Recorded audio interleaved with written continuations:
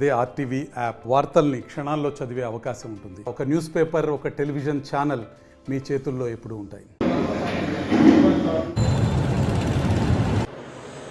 ఏపీలో ఎన్నికల ప్రచారం కాకరేపుతుంది. మొత్తం అధికార ప్రతిపక్ష పార్టీలు గెలిపే లక్ష్యంగా రేపు 13వ తేదీ జరిగేటువంటి పోలింగ్కి టార్గెట్గా పెట్టుకొని ఓటర్లను ప్రసన్నం చేసుకునే పనిలో పడ్డారు. మనతో మాట్లాడడానికి కర్నూలు పార్లమెంటు టీడీపీ ఎంపీ అభ్యర్థి బస్తిపాటి నాగరాజు ఉన్నారు. సార్ చెప్పండి, ఈరోజు మీ ప్రచారాలు ఎలా కొనసాగుతాయి?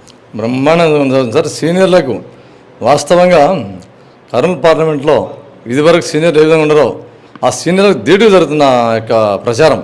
ఎందుకంటే నేను చెప్పాల్సిన అవసరం లే, మీరు ఒకసారి అంతా మొత్తం చెక్ చేయండి, మీడియా వాళ్ళు మీరే కాబట్టి సీనియర్లకు ఏమాత్రం తీసిపోకుండా వాళ్ళకంటే ధీటుగా నేను ప్రచారం సాగిస్తున్నా. పబ్లిక్లో కూడా రేపు రాబోయే పార్లమెంట్ ఎన్నికల్లో గెలిచేది కూడా నేనే. అంటే ఈ పార్లమెంట్లో ఎలాంటి సమస్యలు గుర్తించారు, ఎలా ప్రజల నుంచి మీకు వచ్చిన రెస్పాన్స్ ఏంటి? వాస్తవంగా కర్నూలు పార్లమెంట్లో నేను 7 అసెంబ్లీలు చుట్టేశాను. విపరీతమైన కరువు, విపరీతమైన వలసలు, వాళ్ళ బాధలు డైరెక్ట్ ప్రత్యక్షంగా చూసేసరికి వర్ణనాతీతం. 20 ఎకర్స్ నుండి కూడా 15 ఎకరాల నుండి మేము వలస వెళ్ళిపోతున్నామని వాళ్ళు ఇట్లా కూర్చొని అగమ్య కూర్చొని చెప్తున్నారు. వాళ్ళ బాధ ఎక్కడ చూసినా ఎడారి ప్రాంతమే. కాబట్టి కరువుకు వలసలకు నిలం ఏదైనా ఉందంటే కర్నూలు పార్లమెంటే. కాబట్టి ఈ సమస్యను తక్షణం పరిష్కరించాల్సిన బాధ్యత నా మీద ఎంతో ఉంది. అదేగాక పారిశ్రామికంగా కూడా ఏమాత్రం లేదు. విద్యార్థులంతా గ్రామాల్లో పాపం అగమ్యకు వచ్చిన పరిస్థితులు ఉన్నారు. కాబట్టి పారిశ్రామికంగా, ఇరిగేషన్ పరంగా ఈ 2 మేజర్ సమస్యలు ఇవి. కాబట్టి ఈ 2 సమస్యలను పరిష్కరించాల్సిన బాధ్యత ఎంతైనా ఉంది నా మీద అని తెలియజేస్తున్నాను. అంటే అధికార పార్టీకి సంబంధించినటువంటి ఎవరైతే సీఎం జగన్మోహన్ రెడ్డి ప్రజల్లోకి వెళ్ళారు, ప్రజాదరణను చూసి ఊరులకే ఈరోజు రాళ్లతో దాడి టీడీపీ వాళ్ళే చేయించారనేటువంటి ప్రధానమైనటువంటి అధికార పార్టీ ఆరోపణ. మీరేమంటారు? ఏం ప్రశ్నిస్తావు సార్ నువ్వు? వాస్తవంగా ప్రజలంతా అనుకుంటారు మళ్ళీ మొదలుపెట్టాడు అయిన డ్రామా అని. ఇంతకుముందు లాస్ట్ ఎలక్షన్లో ఏం చేసినాడు, కోడికత్తి సినిమా పెట్టా, వాళ్ళ చిన్నాయన చంపేసి కూడా నేను బాయన చంపిన నారాసుర రక్త చరిత్ర అని పెట్టా. మళ్ళీ కొత్త ఇప్పుడు ఏం చేస్తే సరిపోతుందని చెప్పి స్ట్రాటజీలో భాగంగా రాయి వేపించుకున్నాడు ఆయన. ఆ రాయి వేపించిన చరిత్ర కూడా అందరికి జనాలకు అర్థమైపోయింది. అది జనాలకు కూడా అర్థమైపోయింది. ఆయన మళ్ళీ మొదలుపెట్టినట్టు బాబుడు యాక్షన్ సినిమా అని చెప్పేసి. కాబట్టి ఇవన్నీ దాంట్లో భాగం అంతే. ఇవన్నీ స్ట్రాటజీ జనాలను మోసగించడానికి మళ్ళీ ఒక ఎత్తుగడ అంతే తప్ప దీంట్లో ఏమైనా రాళ్ళు వేసి ఇన్నాళ్ళు ఎన్ని రోజులు లేని ఇవాళ ఎందుకు వచ్చింది ఆయనకు సమస్య? జనాలు ఆగ్రహ విషయాలతో ఉన్నమాట 5 సంవత్సరాలు అయింది. ఈరోజు రేపు ఎలక్షన్ 4-10 రోజులు లేవుగా ఆయన మీద రాయి వచ్చిందట. మళ్ళీ ప్రజలంతా ఆలోచించాల్సింది. ఇంకా నీ జగన్మోహన్ రెడ్డి యొక్క కుయుక్తులు ఇంకా సాగవు. ఇంకా మానుకో తండ్రి, దయచేసి ఇట్లాంటి ప్రయోగాలు చేయకు. ఇంకా ఉండే విలువ కూడా పోతుంది. ఇంకా యాదవ్ ఇప్పుడు కూడా 1% కూడా ఉందని నాకు తెలుసు, కానీ ఉండే కూడా పోతుంది.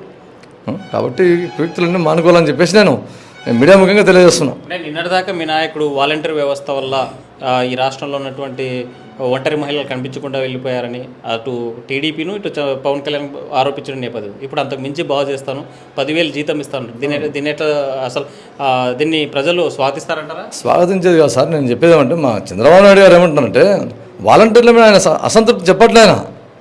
అయ్యా మీరు డిగ్రీలు చదివి పీజీలు చేసి బీటెక్లు చేసి ఆయన ఇచ్చిన జాబ్ కాదు అది. వాలంటీర్ అంటే సేవారంగం అని ఆయనే చెప్పినాడు. 5,000 కోసం మీరు ఆ విధంగా ఉండకుండా మీ సేవల్ని ఇది కాదు. మీరు చేసిన పని 50 ఏళ్ళకు అట్లా ఒక కార్యకర్తలకు పని చేయదు. మీరు ఒక ఎడ్యుకేటెడ్ పర్సన్స్. మీ సేవలు ఇంకో రకంగా వాడుకోవాలి మిమ్మల్ని.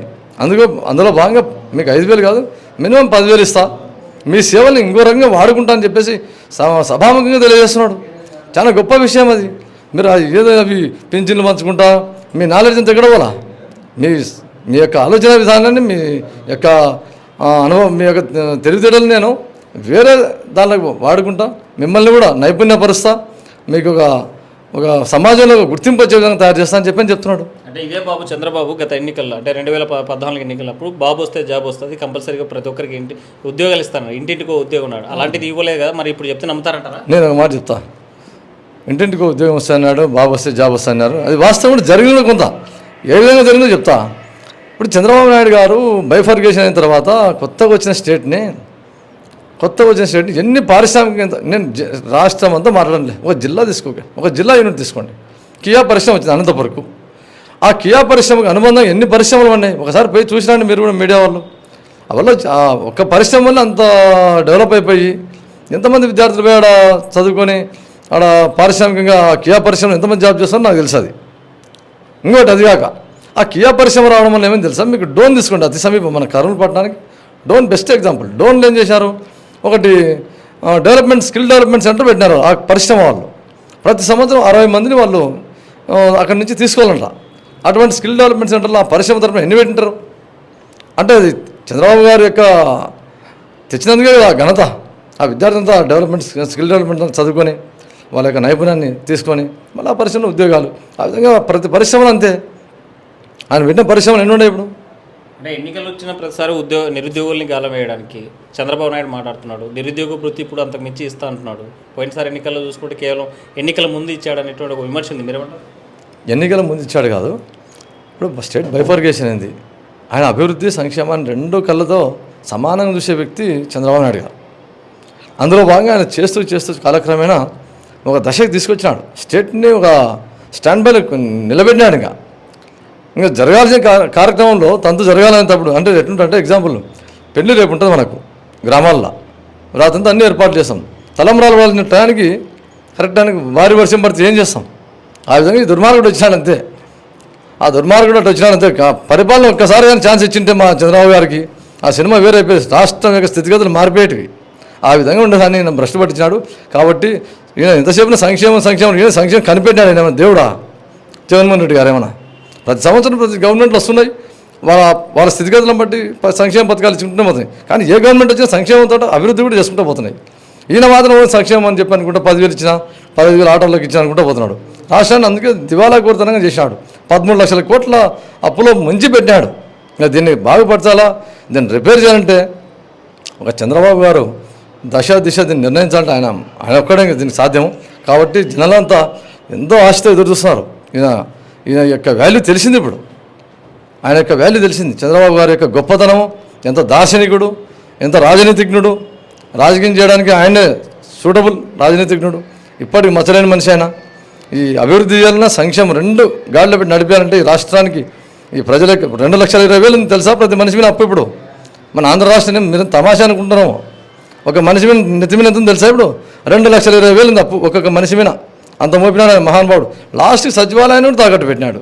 పోతూ అవి కూడా వెళ్ళినా పోయేతో ఎట్లా పోలేను. ఇంకా సచివాలయాలు, కలెక్టర్ ఆఫీసులు, ఎంఆర్ఓ ఆఫీసులు తాకట్టు పట్టే పరిస్థితి వచ్చిందంటే అంటే మొత్తం ఇంకా కంటైనర్లో దొరికే కదా మన ఏం డబ్బులు నాకు అర్థం కాలేవైతే.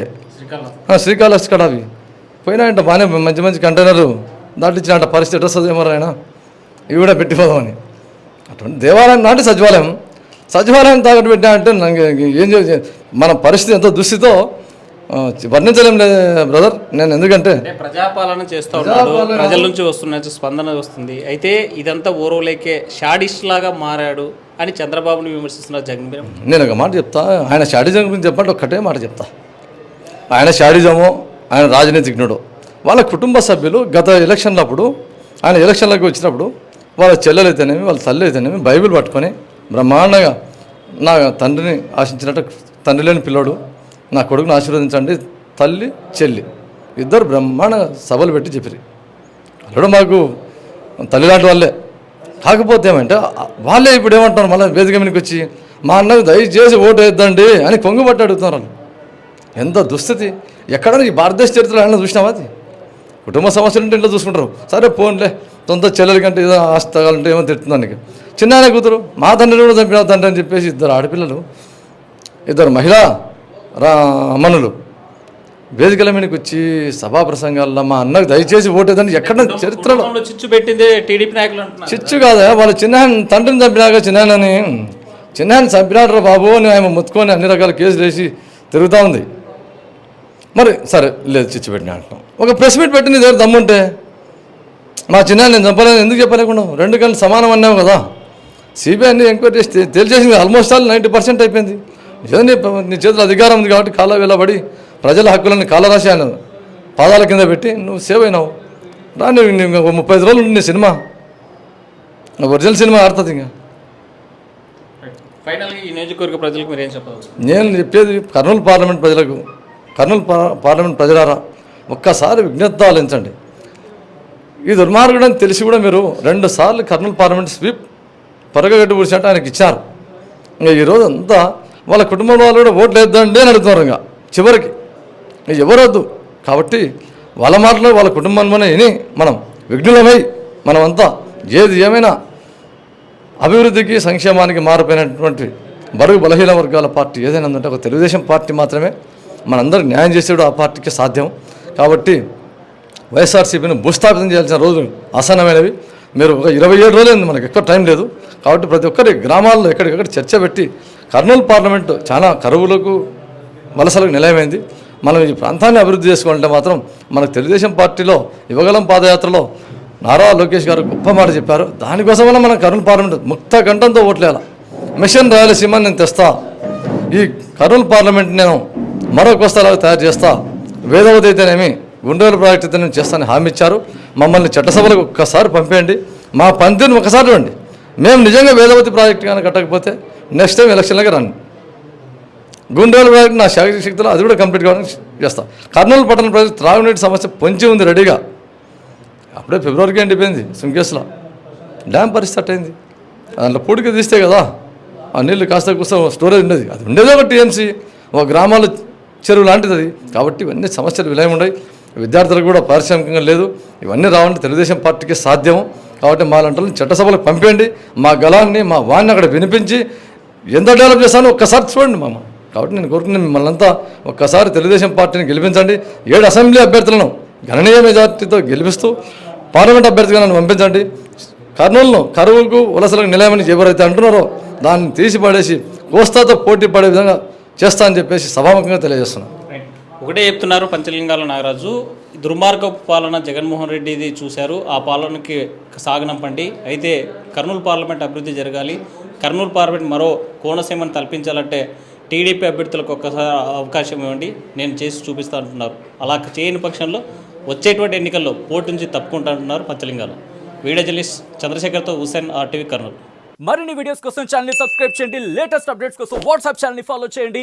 అండ్ లింక్ డిస్క్రిప్షన్ లో ఉంది.